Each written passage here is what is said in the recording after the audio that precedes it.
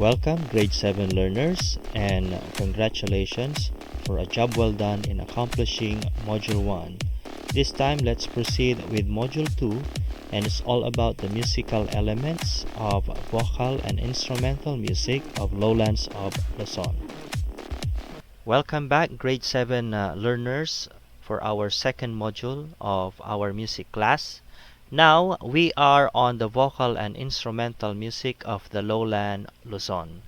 From time to time, I will be speaking in Tagalog or Filipino so that everybody will understand what I am trying to explain. Okay ba yun sa inyo? Ayan. So, let's start. So, we have a question here. What was the last music you've listened to? Was it fast or slow? Okay. You think of the last music you have listened to. Was it fast or slow? Okay. Or how about the music that you have listened to in our previous module? Okay. Last time, you've listened to Magtanim Ay Di Biro or Uilaw.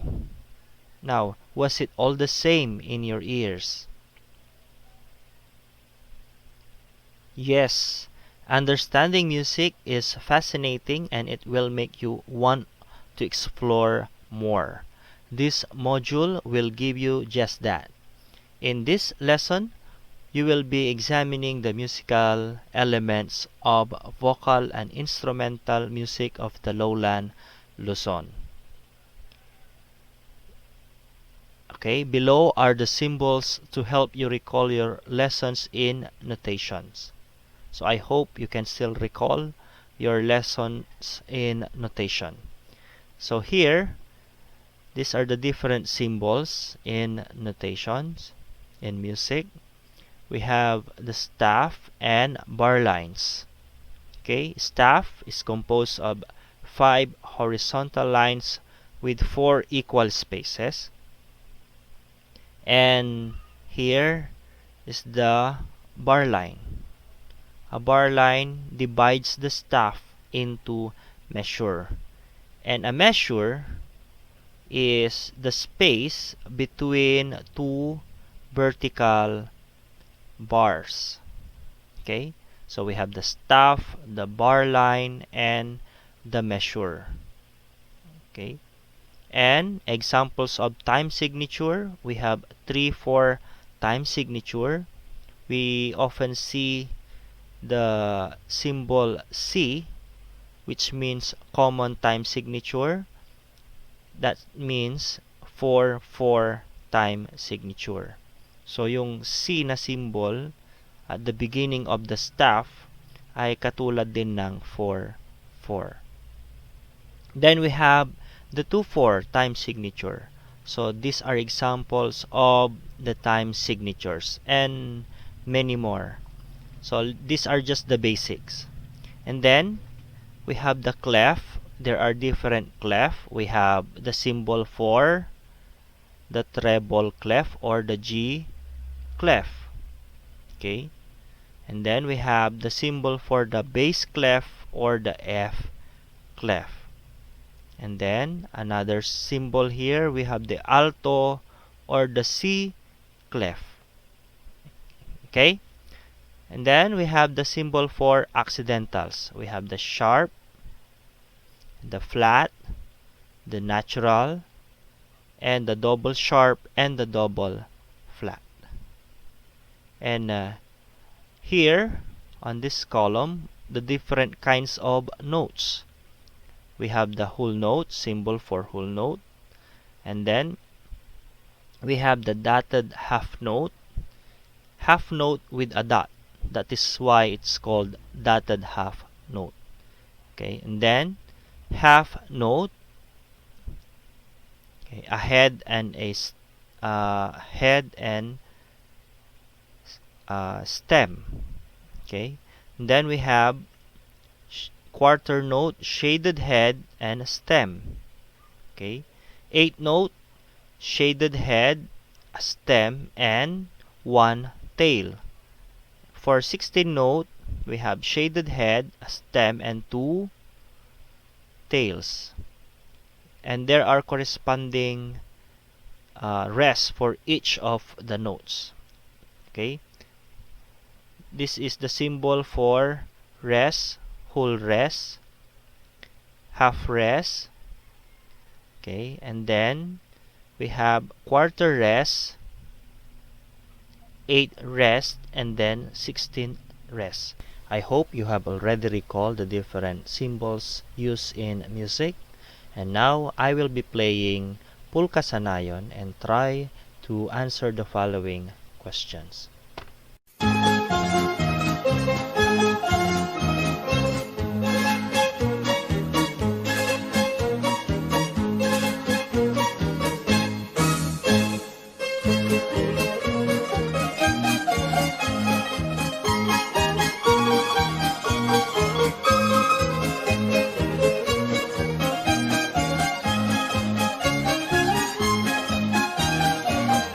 So, what is your answer?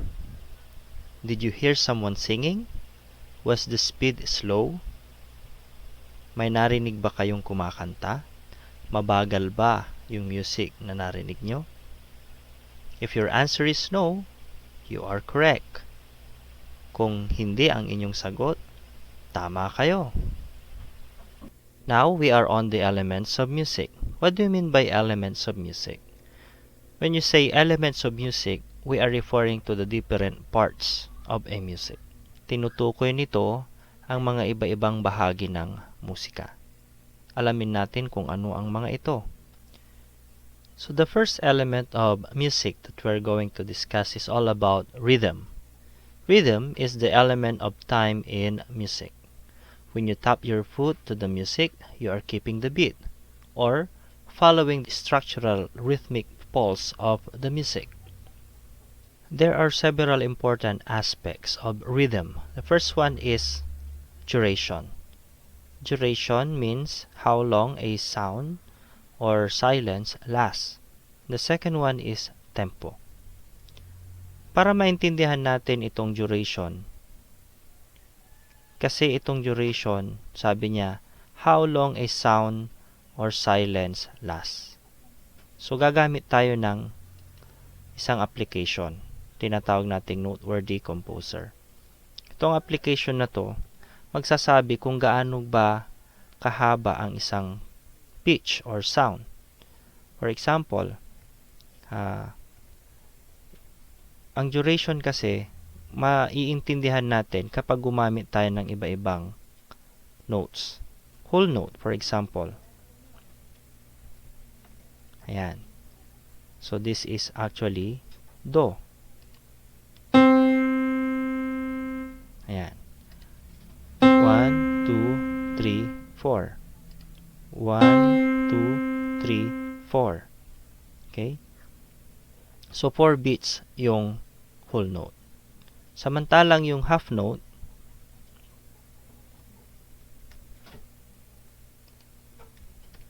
mas maiksi. 1, 2. 2 beats. Quarter note,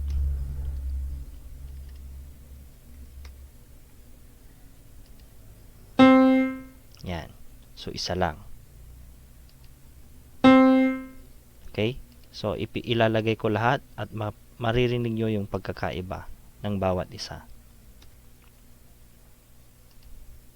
Lagay din natin yung 8 note and then 16. Yan. 2, 3, 4, 2. Okay. So that is duration. It depends on the notes that will be applied. Okay? How about tempo? Tempo is the speed of the music. There are different kinds of tempo. We have lento, meaning slowly, largo, slowly and stately, adagio, leisurely, andante, at a walking pace, allegro, fast, vivace, lively, presto, very quickly. So, isa-isahin natin. Let's add some beats per minute here in our noteworthy composer. So, for example, let's try to open Santa Clara. And let's see, let's apply 40 to 60 or 60, or let's say in between 50 for lento.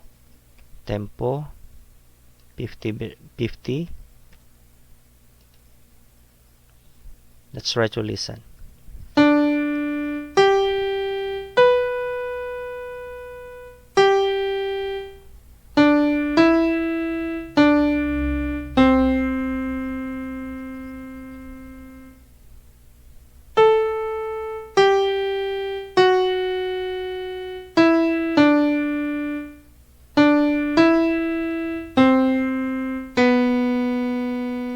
Okay, so super slow.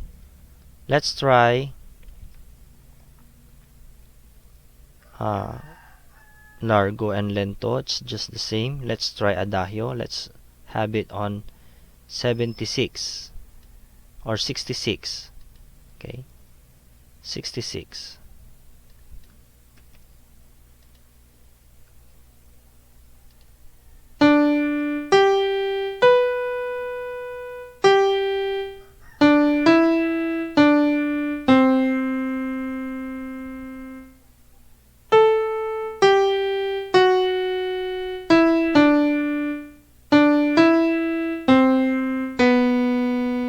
Okay, bumilis ng konti.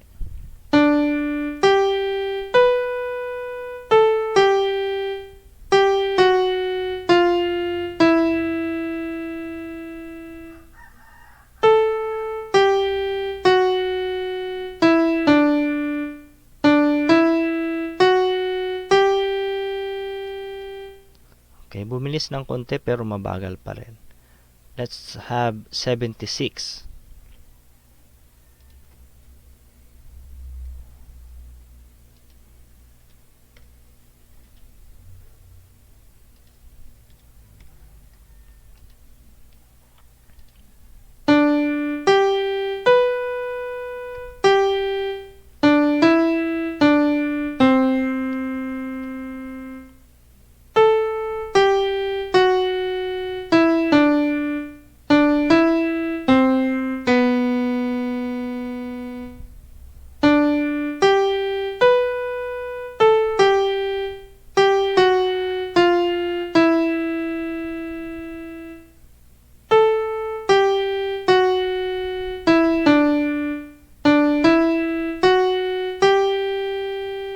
Still, mabagal pa rin yung 76.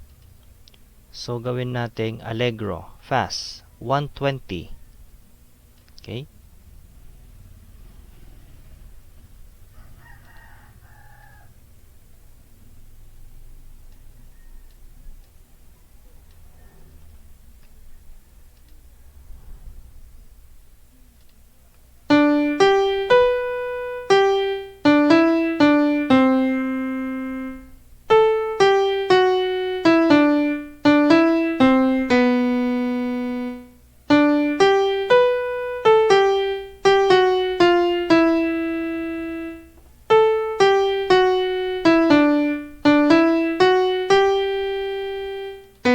Okay? Narinig nyo? Bumilis naman ng konti. Gawin nating mas lively pa doon, vivace. 156 or 176. Between 156 to 176. So, pwede na siguro 156 to 176. Sabihin natin 160.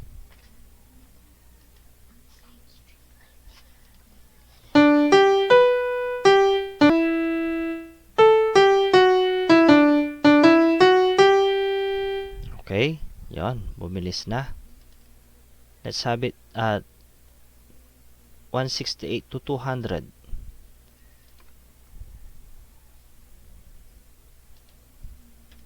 Sabihin natin 200.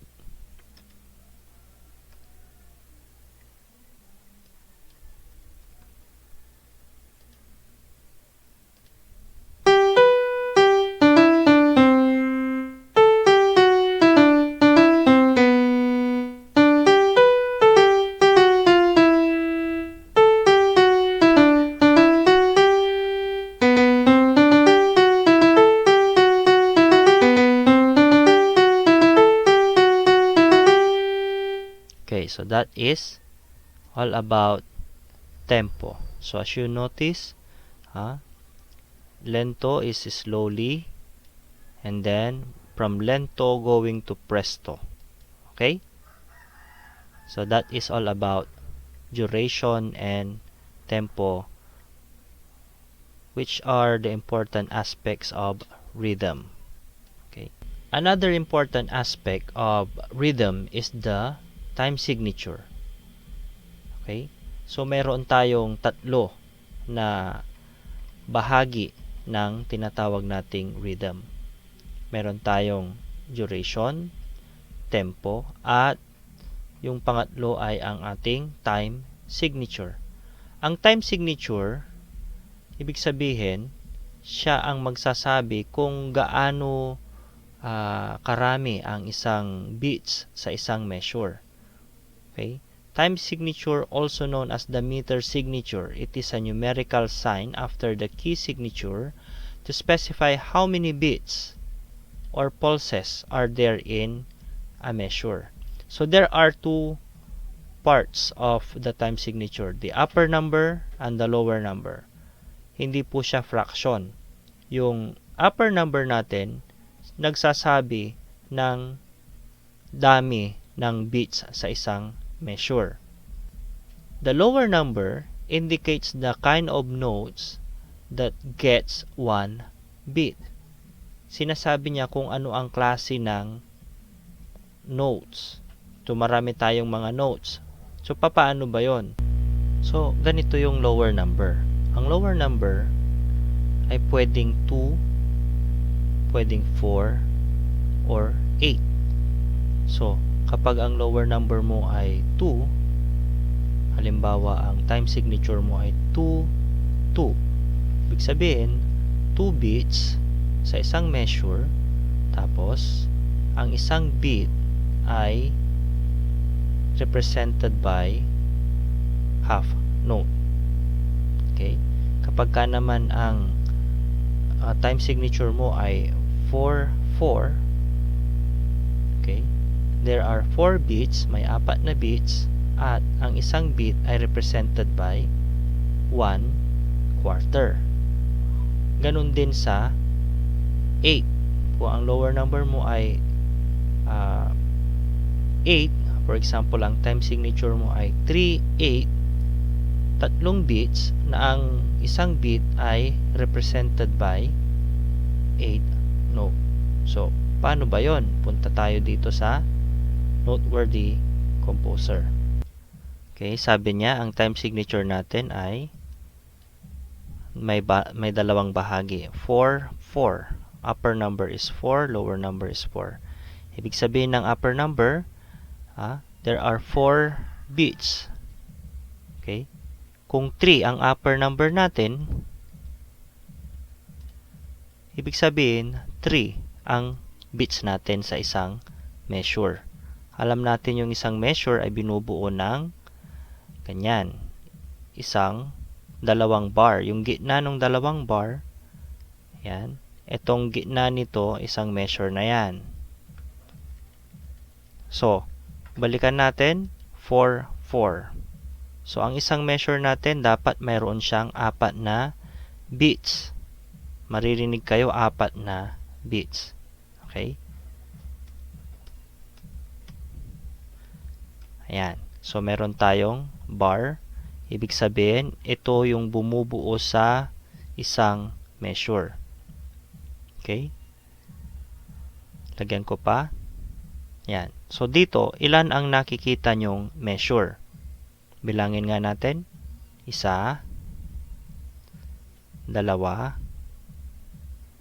6, 7,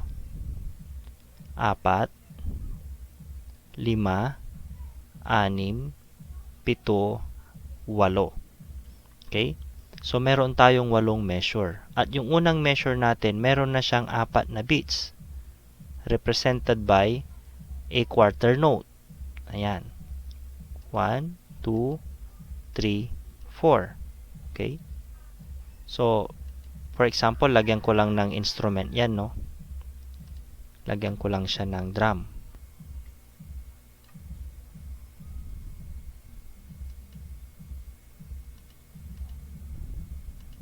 Yan. I-play natin. Ayan. So, meron tayong narinig na 4 na beats. Okay? Ngayon, since 4 yan, dapat sa susunod na measure, sa gitna nito, dapat, kasi ito binubuo ng, ito ay measure. So, yung unang measure natin, 4 na beats. Sa susunod, dapat 4 din. Okay?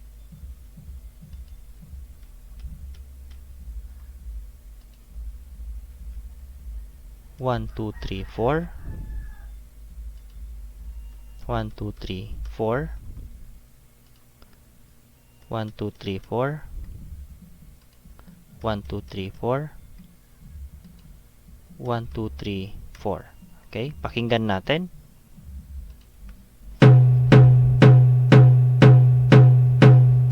1, 2, 3, 4. 1, 2, 3, 4.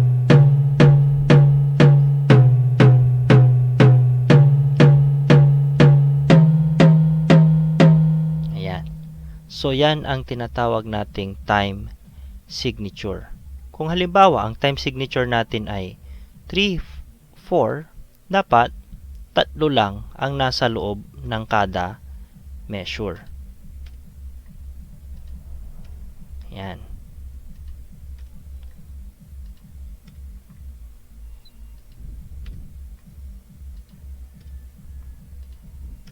So, sabayan nyo ako. Bilangin natin.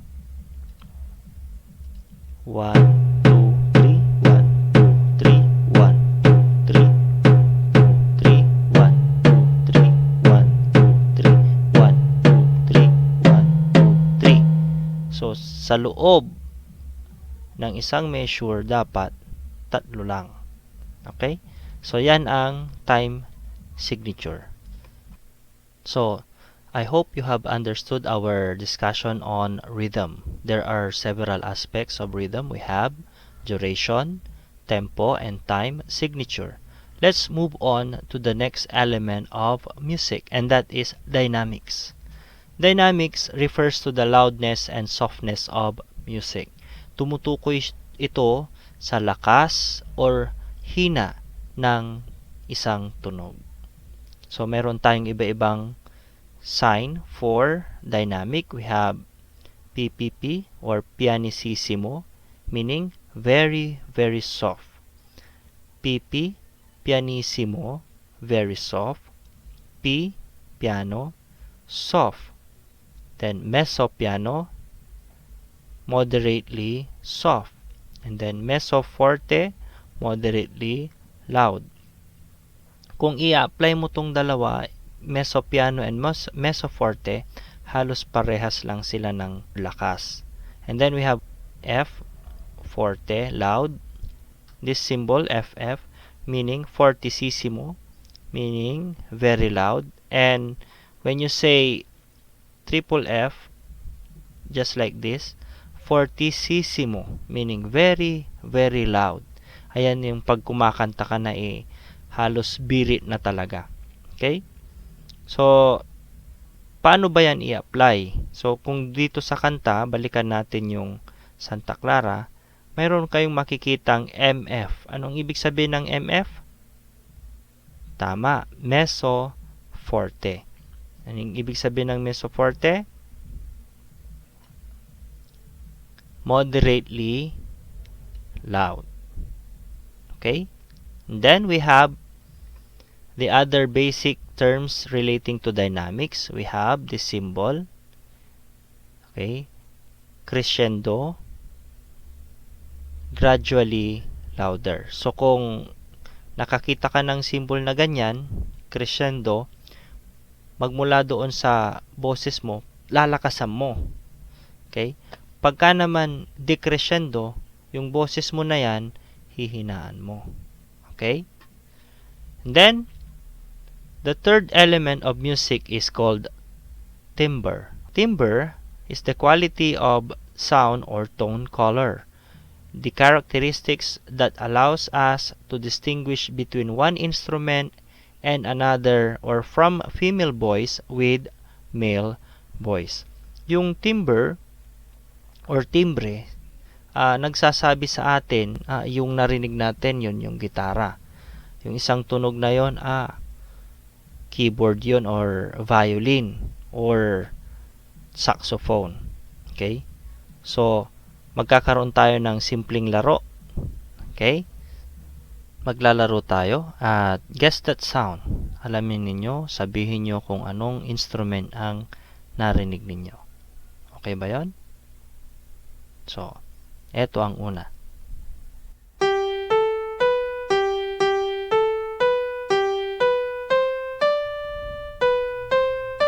So, anong instrumento ang inyong narinig? Tamang sagot? Okay, very good. Yan ay galing sa piano. Ito naman ang pangalawang instrument.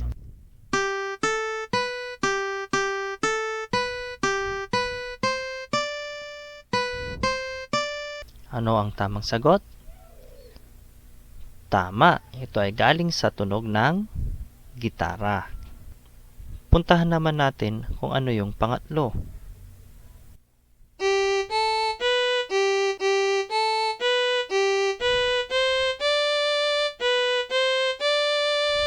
Ayan.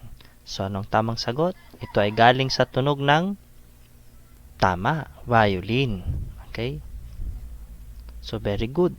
So, yan ang ibig sabihin ng timbre or timbre. Kasi, iyon ang tone quality. At ito ay nakarehistro na sa ating mga utak. Kaya alam natin na yun yung tunog ng piano, yun yung tunog ng gitara, yun yung tunog ng violin. Dahil yun yung kanilang sound or tone color. So, we're done with the three elements of music. We're done with rhythm. The rhythm is the time element of music. And then we have the dynamics. Dynamics refers to the softness or loudness of a sound. And then we're done with timbre, the tone color, the tone quality. Now, let's move on with texture. What do you mean by texture? Texture is the relationships among the various notes in a musical composition, both as they sound together, vertical texture, and one after another, called horizontal texture. And there are three kinds of textures. We have monophonic texture, music consisting of a single voice part performing in unison without any accompaniment. This is the example for monophony. When you say mono, single, and phony means sound. So, single sound. Monophony. Yung nakikita natin dito, itong nasa taas na staff, yan ang ating single voice part.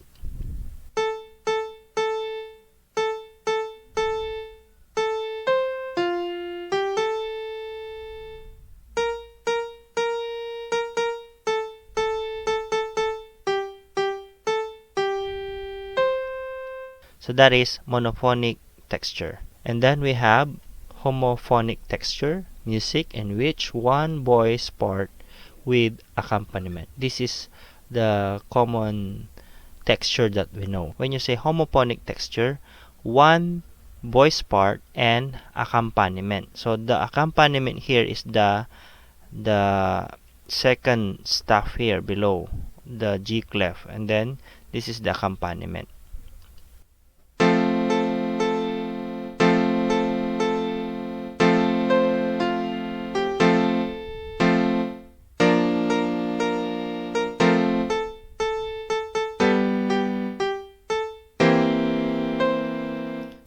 Homophonic is widely popular. Yan ang common na ginagamit natin sa panahon natin. May kumakanta tapos may accompaniment. And then the last one, we have polyphonic texture, music with more than one voice part. So let's have an example for polyphony. Okay? When you say polyphony, more than one voice part. Okay, so I have here 1, 2, 3, 4 voice part. Let's play the first voice part and you listen.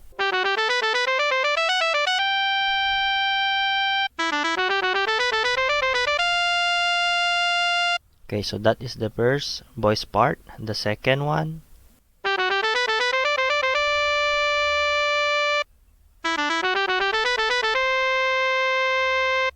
Okay, let's play them both.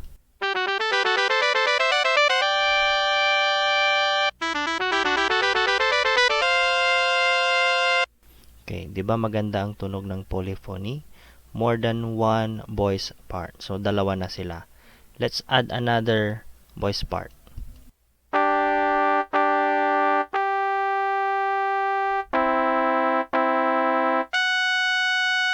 Okay. Let's play the three voices.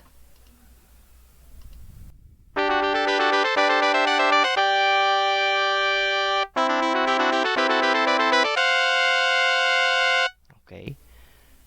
So, let's add another.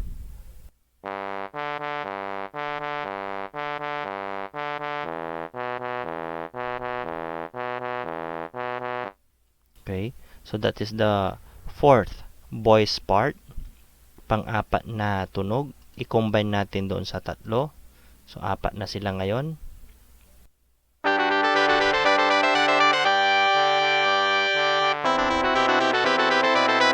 Okay, so that is all about polyphonic texture.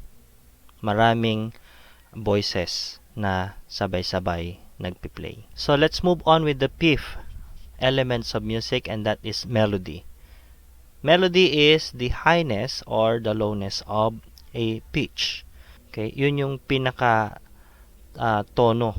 When you say melody, it is the highness or the lowness of pitch. So the example here, Santa Clara.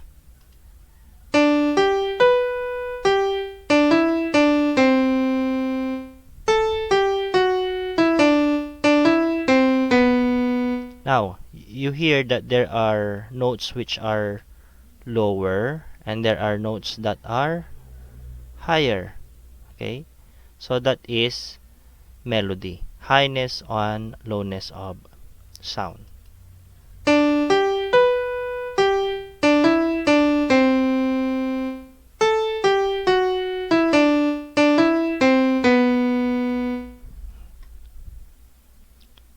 Let's move on with harmony. Harmony is the sound of two or more notes heard simultaneously. Okay? So, the best example for harmony is this. We're going to add another voice for this sound. So, for example, ganito yung... Okay? Mag-a-add tayo ng panibagong staff.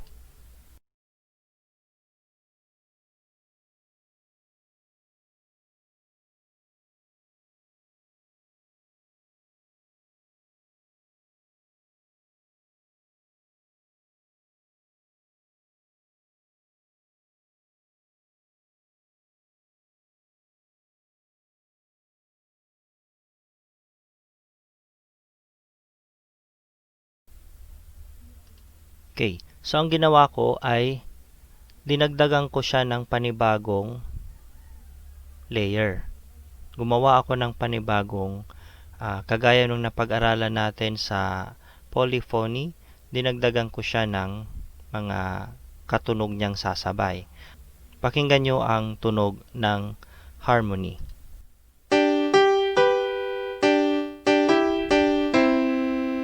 Okay? Narinig nyo yon? Nagkaroon siya ng kaduet. Ito. Palitan natin to.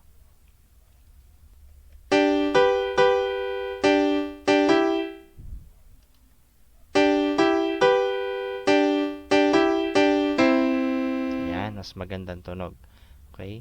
So, yan ang harmony. Dalawang notes or marami nagsabay na mag-play.